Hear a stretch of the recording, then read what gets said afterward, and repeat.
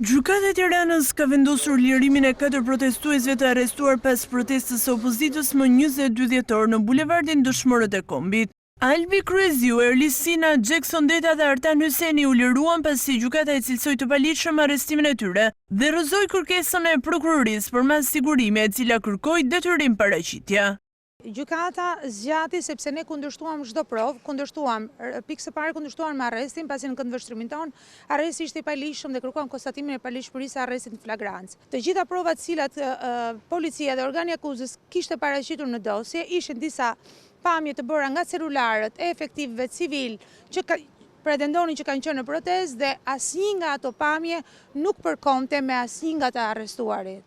Gjatë protestës së Partisë Demokratike në 22 dhjetor, u proceduan penalisht në gjendje të lirë edhe 7 persona të tjerë të dyshuar për hedhje molotovësh dhe kundërshtim të punonjësve të policisë. Mes tyre është edhe sekretari organizativ i PD Ervin Minarolli i proceduar për mos zbatim të detyrimeve ligjore në organizimin e tubimit.